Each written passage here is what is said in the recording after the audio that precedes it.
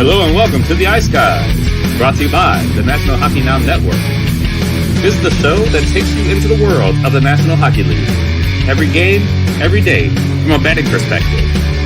With pro sports handicappers, Ian Cameron, Alex B. Smith, and various guests from the world of hockey and sports betting. And now, here's your host, Ian Cameron. Welcome to the Ice Guys, presented by National Hockey Now, Sunday, April 23rd. Ian Cameron, Alex B. Smith, ready to break down the Sunday NHL card. What a day we've got. It's basically a quadruple header, one game after another, starting at 1 p.m. Eastern time here on this Sunday. So definitely excited about that and looking forward to another great day of hockey. And speaking of great days of hockey, what about yesterday? If you don't believe in draw season after yesterday, I don't know what else to tell you. I mean, it basically smacked you right in the face yesterday with three games that went beyond regulation out of the 4 games on Saturday. Vegas and Winnipeg was just a thriller. Pretty much throughout, especially in the third period when Winnipeg mounted their comeback. I think when Vegas took that 4-1 lead, there was a small lull in the game, but it came out hot with the fight between Dillon and Kolesar. First period was action-packed. Second period, maybe a small lull, but in the third period and overtime, just scintillating action, pulsating back and forth. It looked like Winnipeg was going to win it multiple times after the incredible comeback. Adam Lowry, the big goal to tie it. He's just such an incredibly clutch playoff performer. But Vegas survives, and they get the win in overtime, even though they coughed up a 4-1 lead. And that's big for them, because to blow that lead against Winnipeg, and with knowing that Josh Morrissey, who is, of course, the best defenseman by far for the Jets, left the game early due to injury. If you had given up that lead and lost the game, that would have been tough for Vegas.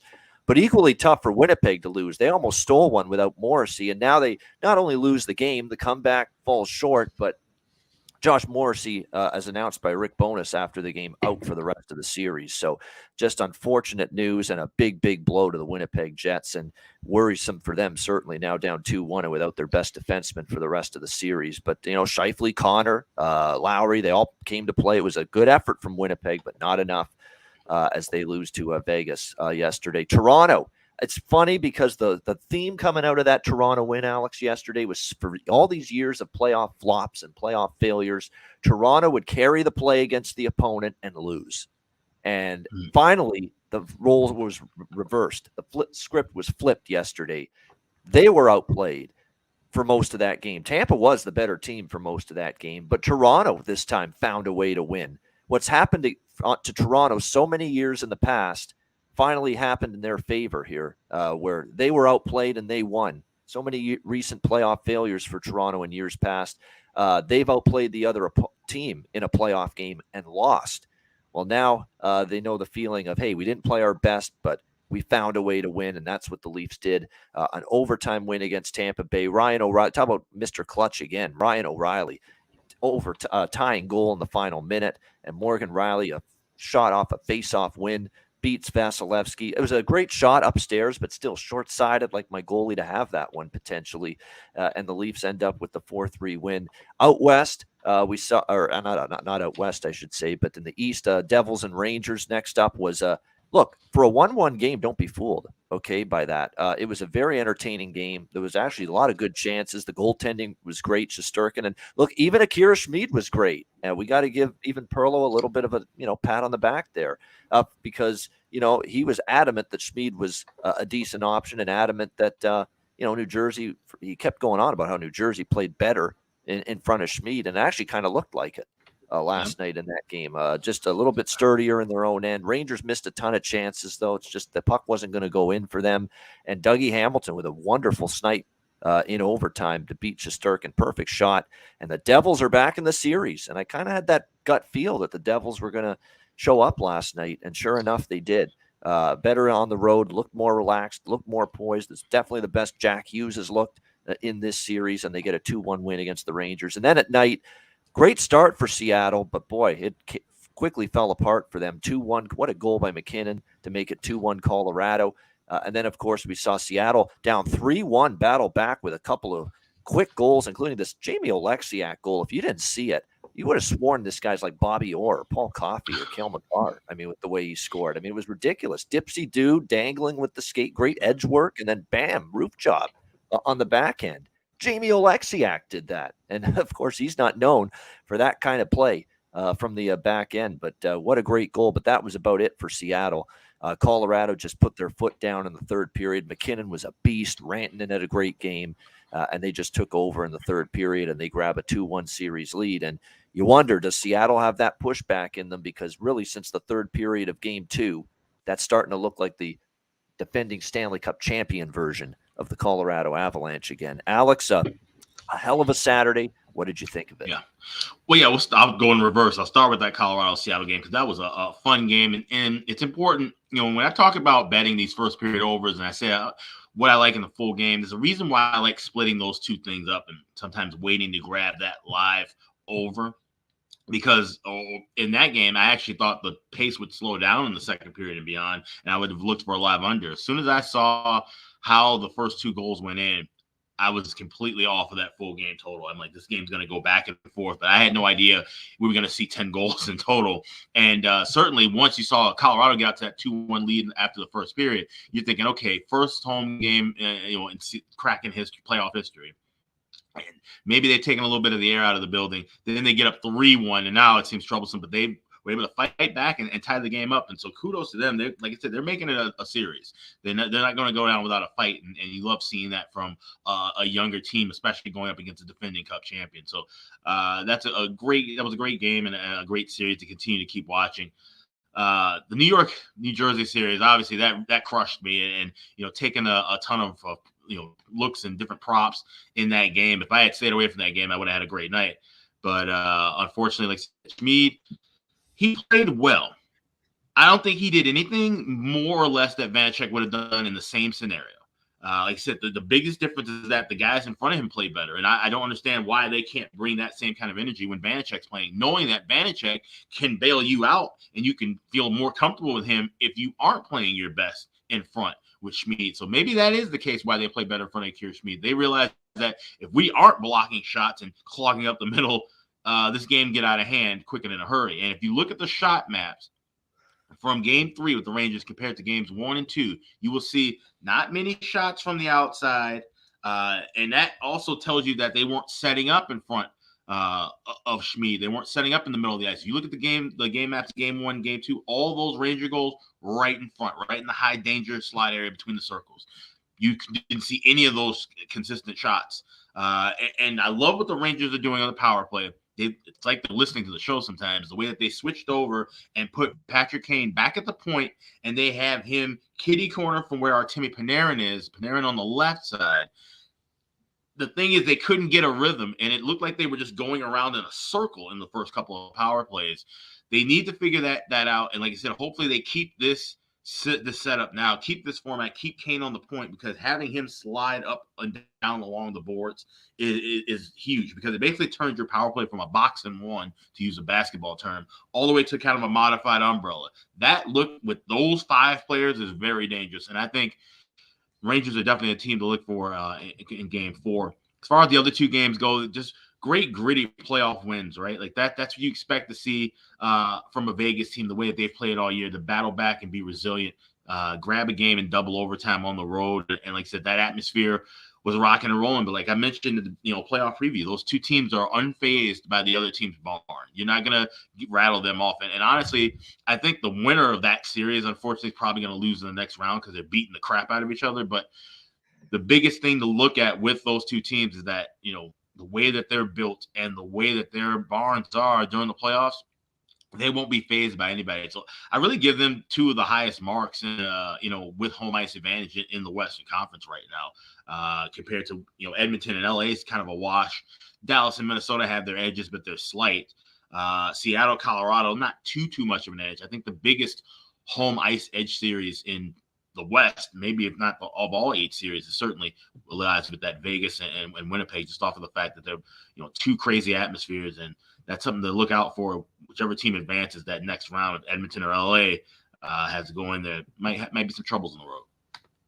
Yeah, no doubt. What a day of hockey it was for sure. And by the way, I'm going to send it to you, Alex, after the show, and I'm going to try to post it. I think there's a way I can post this, but I thought the best call of that Winnipeg Vegas tying goal by Adam Lowry was Rick Ball on Turner, and then I heard, and it was a great call, and he's a great play-by-play guy. But then I heard Jarek Rubel.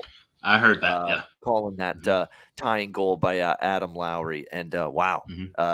It was incredible. We've got a star in the making here with our good friend Jarek, I think, in the play-by-play booth. My goodness, he keeps getting better. I agree with him. He believes in his heart. He's getting better with each more comfortable, more relaxed, and he had a hell of a call. What was the phrase he used? The whiteout has just lost their mind.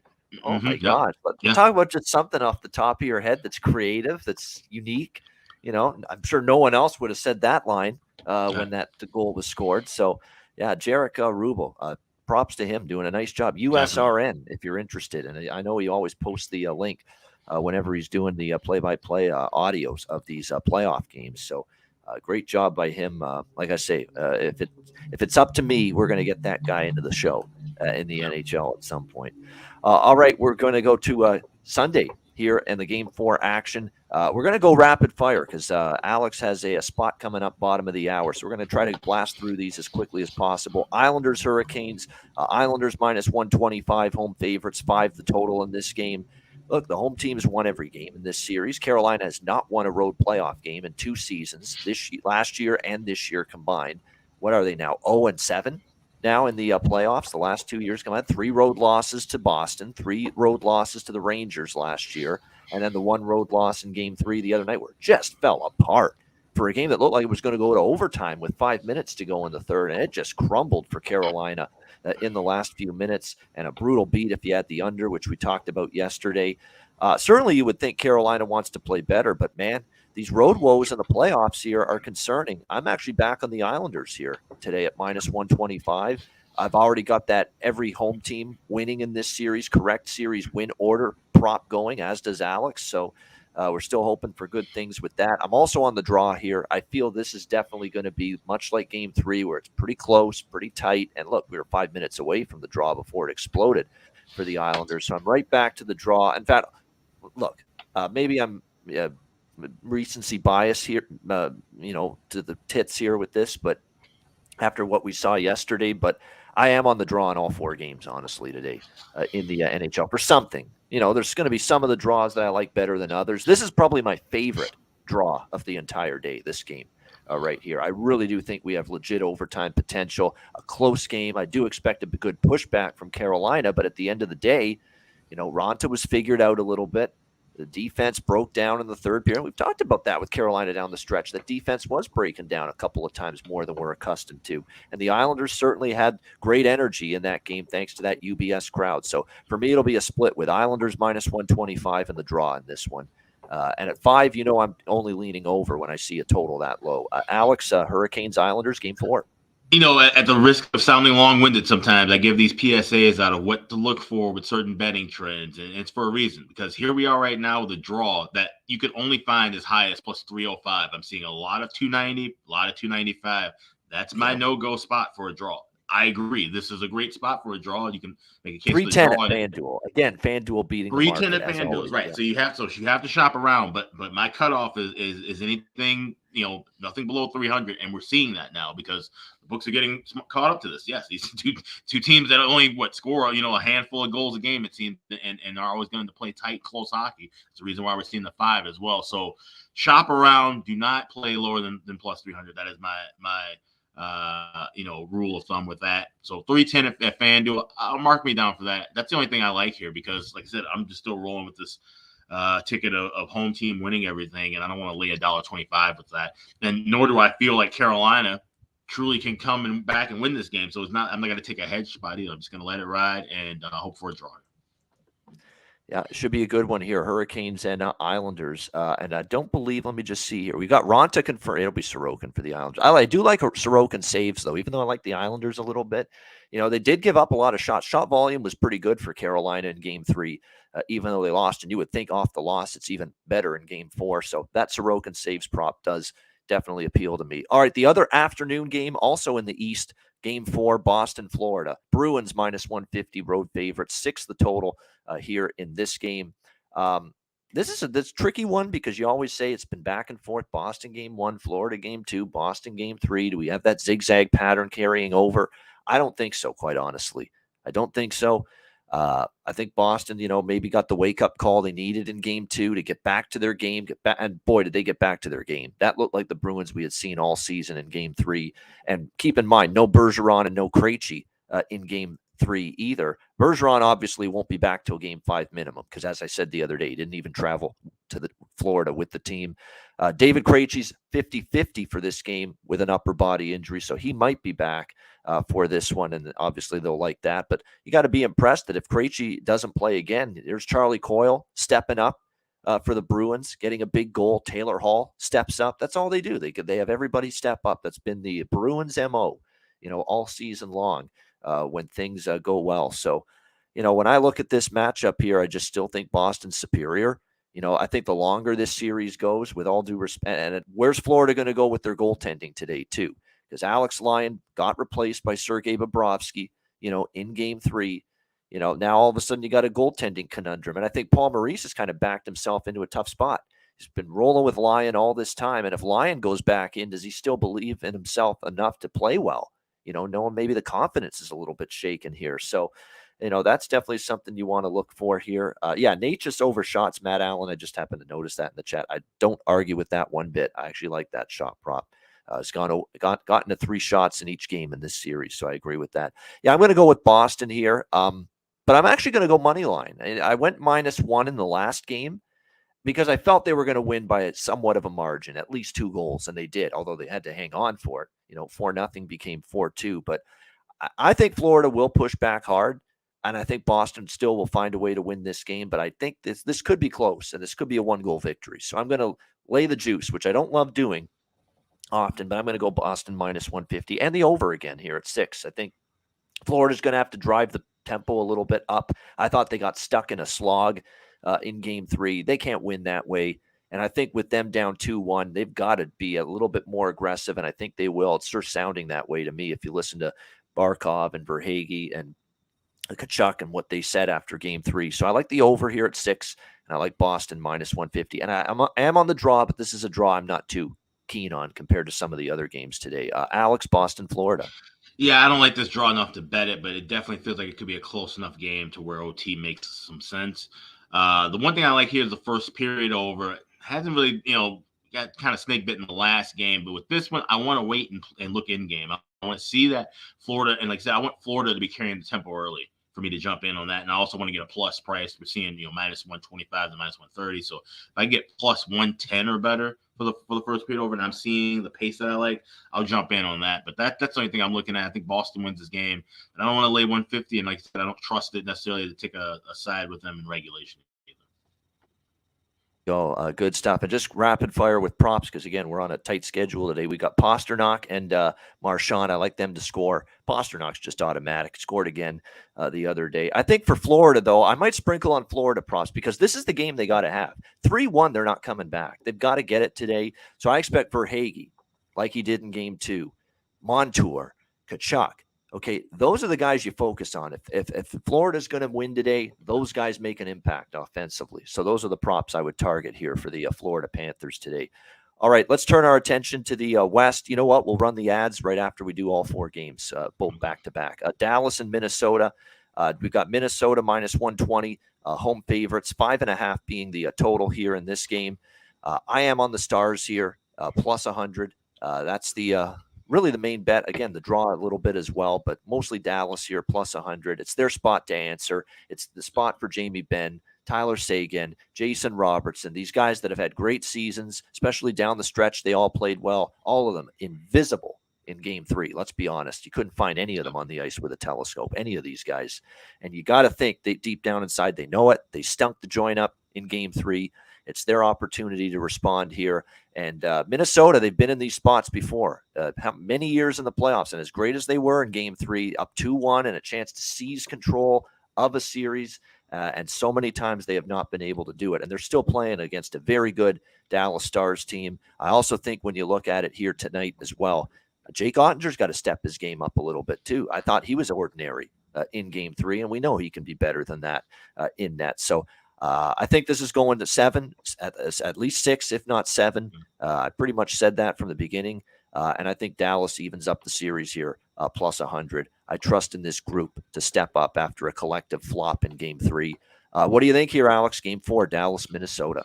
Yeah, I'm definitely on Dallas. Like I said, I like this spot going in for quite some time. But I'm also looking at the first period. I'm going to go reverse puck line with Dallas, lane and a half at plus 185. You can find that at BetMGM. I think Dallas had to take the air out of the crowd early in this one, but it's kind of an awkward time start, and there's going to be a lot of people there, a lot of people outside of the building too. They're not doing the same thing like in Winnipeg and some of these other places, but they're doing a little bit of a cookout thing. So there'll be people around. It'll be buzzing. It'll be an electric atmosphere, just like it was for Game 3. But definitely, it's going to be up to Dallas to score early and score often. I think they do that. So give me Dallas on the money line at even money. Also give me Dallas laying the half a goal in the first period at plus 185. That's the best price I found at BetMGM. Yeah, this is a good game to look. Rope hints for sure. Shots on goal, he had none in the last game. And a goal, Ben Sagan, maybe even Ron. Like, this is a game to get interested and dive into some of those goal props involving Dallas players. I think that is a good way to go here in this one. All right, we're going to go into Edmonton, LA. And then we'll let Alex go because he's got to head on to a VSiN spot in a few minutes. So we'll talk Edmonton, LA. Oilers minus 155, road favorites here, 6.5 being the total in this game. Look, Edmonton, I thought they outplayed LA. Carried the play, better chances, more shots, better. Really played a solid game.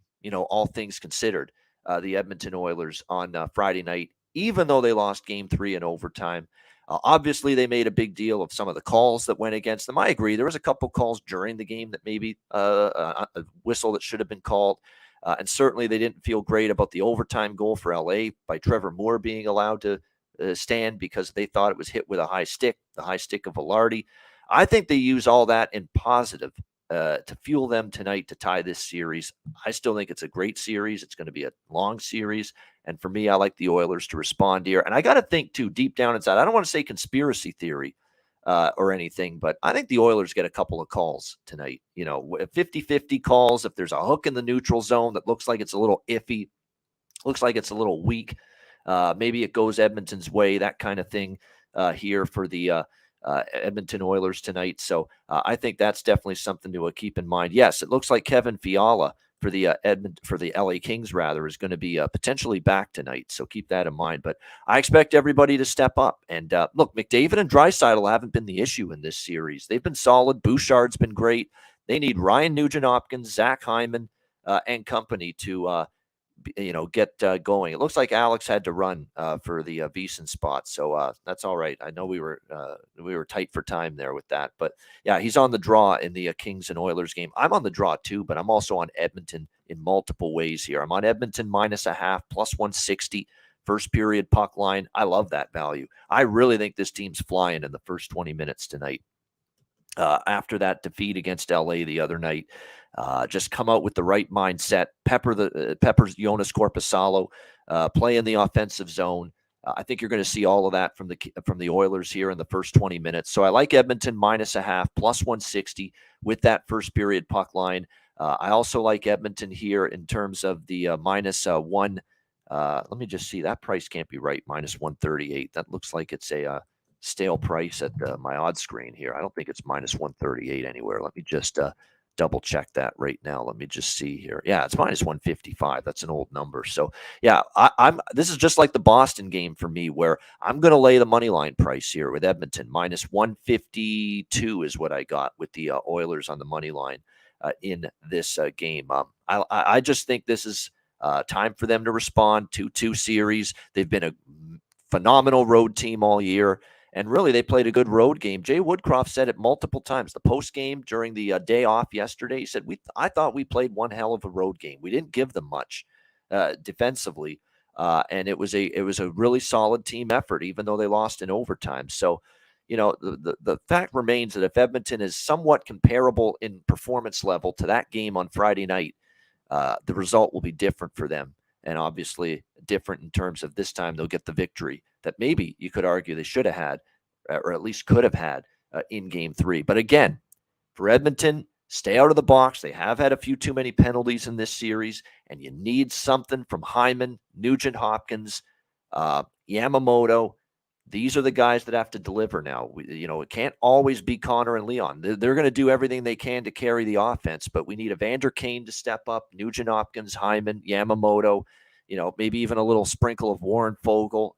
That they need some of these guys to step up for them here offensively. Starting tonight, I expect Edmonton to bring it. So I'm on Edmonton -0.5, +160, first period puck line, Edmonton money line, little sprinkle on the draw. A little sprinkle, too, on over 6.5 in this game at even money, simply because I find when Edmonton wins, or if Edmonton's going to win tonight, they're going to have an explosion offensively. And you know how I often say, when a team like Edmonton, with the firepower they have, it gets held down to just 2 goals in Game 3, and Korpisalo was phenomenal in that game. He was the main reason why Edmonton only scored 2 in that game, but they had 40 shots on goal. Sometimes when a really good offensive team has 40 shots on goal the previous game, they don't win. They only score 2. You know what happens the next game, and that is the floodgates open. And I'm not going to say they're going to score 7 or 8 tonight, but I could see Edmonton getting 4, maybe even 5 tonight in this game. So that's why I'm going to sprinkle on the over 6.5 as well here at +100 in this game. Someone in the chat saying I had to take the over 5 in Canes Islanders. Yeah, I have to sprinkle on that too. It's just when I see a 5 in a playoff game, or a 5 total in any NHL game, it's very difficult. So yeah, and the second period over for Perlo. Yeah, we'll have to see. But those are good bets, especially if I find that there's a really high scoring first period, or there's nothing in the first, but there's a lot of chances. Sometimes that second period over could be a look. Now, for me, McDavid and Draisaitl props are worth a look tonight. But I think if you're going to see someone else step up for the Oilers tonight, it's Nugent Hopkins, because this is a 100-point player during the regular season who just hasn't been able to fully get it going. And if he does, that's going to really help Edmonton in this series and beyond. Again, we're talking about a guy that had 100 points. He's been kind of quiet so far in this series. Evander Kane has been quiet. So, if you want to buy low on those 2 players in particular, the Kane props, the goal prop on Kane's down to the +200 range, and he's only -124 to get a point. They have definitely made a small adjustment here with the prop prices for both Kane and for Nugent Hopkins. Although I think Nugent Hopkins, his point prop's still pretty pricey, but the goal prop has gone all the way up to +230. So there's been a little bit of a value increase in the props on Kane and Nugent Hopkins, just because of the fact that the Oilers have kind of struggled here, or those Oilers in particular have struggled offensively here through the first 3 games of this series. Yeah, blocked shots, Noah. You know what the problem with the blocked shots market is? A lot of them are big, high juice. The ones that you really want to bet, Alec Martinez, Jacob Slavin, some of these defensemen, they're -180 in some books. So that's why I've pumped the brakes on recommending them. It's just the juice is pretty hefty. Pretty hefty with a lot of these blocked shots props. I'd love to bet them, but I just like the price to be better with a lot of them as well. All right, great stuff. Like I say, a little bit of a shorter show today for various reasons, including Alex having to do his radio spot right now. Alex, like I said, is on the draw in this Edmonton-LA game. He also left his best bet in the chat. I will mention that when we get to best bets in just a moment. Hit the like button. 232 live viewers on YouTube. We appreciate it. Shout out to our podcast listeners as well. Yeah, Connor got 2 goals last game, BJ. Connor McDavid hasn't been a problem in this series. He's been fine. Leon Draisaitl's been fine. The problem for Edmonton has been this depth. I've said all year, I thought their depth forwards were showing up all year for them. They looked like they had a lot more offensive punch up and down their lineup. And Kane and Nugent Hopkins and Yamamoto and players like that were a big part of the reason why, but they have not been getting it done so far in this series. That's what's got to change. They need the supporting cast to step up, and we'll see if they can do that for Edmonton here tonight. All right, great stuff. A reminder, check out patreon.com/Ice Guys, just $10 a month. Goalie charts, totals charts, power ratings, Ice Guys show betting card daily, and more. Check it out, patreon.com/Ice Guys, just $10 a month. And also check out the Ice Guys store, iceguys.myspreadshop.com. Cop yourself some merch. And we want to remind you about the Betcast, our next Stanley Cup Playoffs live Betcast coming your way this Tuesday night, April 25th, 7 p.m. Eastern. Live betting and commentary with me, Alex, and all of our viewers and listeners joining us as guests. Drinking encouraged as always. We strive for a bar and a pub atmosphere with every betcast. So DM me at Bobano on Twitter or email bobano350@gmail.com to request a spot on the betcast, and we'll make sure we send you the link for the next Stanley Cup playoffs Ice Guys live betcast coming your way on Tuesday night. All right. Let's wrap the show up in just a moment with best bets right after a double dose of our sponsors, Gramco and Manscaped. Support for the Ice Guys is brought to you by Gramco. Whether you or your team's game is on the field, screen, racetrack, court, or the ice, Gramco is for the game. Grown by farmers who spent years developing premium hemp genetics, Gramco provides customers with consistent quality Delta 8 THC products ready for any occasion. Gramco currently offers numerous Delta 8 products, including vape cartridges, disposable vapes, pre-rolls, gummies, wake and bake coffee, and more. Gramco offers an enjoyable, legal high delivered discreetly and directly to you. Gramco is also available at many American retailers as well. You can get the best Delta 8 cannabis products on the market shipped quickly and discreetly from Gramco. And if you visit www.thegramco.com, use promo code IceGuys, you will get 20% off of every order, and any order that's on the site over $50 will be shipped free with standard shipping. So live elevated with Gramco and check out their wonderful Delta 8 products today.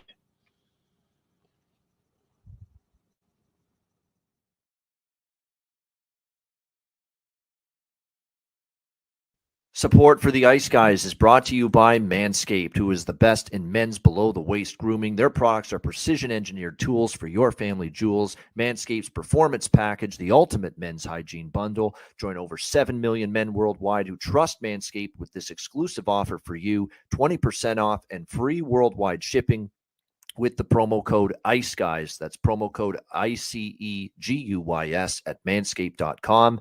If my math is correct, it's about 14 million balls that you can preserve. The Performance Package 4.0 is the complete accessory package to take care of everything that is required. You've got, of course, the Lawnmower 4.0. Takes care of your facial hair and among other things. You've got, of course, the Weed Whacker. I'm approaching 40. Nose hair has become a major issue. It pisses the hell out of me. I need to take care of that shit, and the Weed Whacker can help you do that.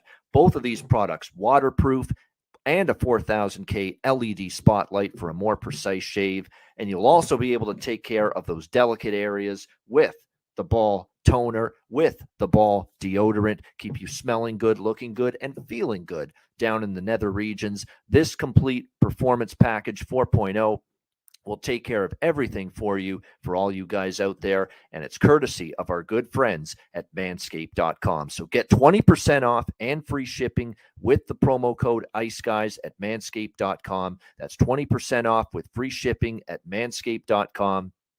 And use promo code IceGuys. Unlock your confidence and always use the right tools for the job with Manscaped.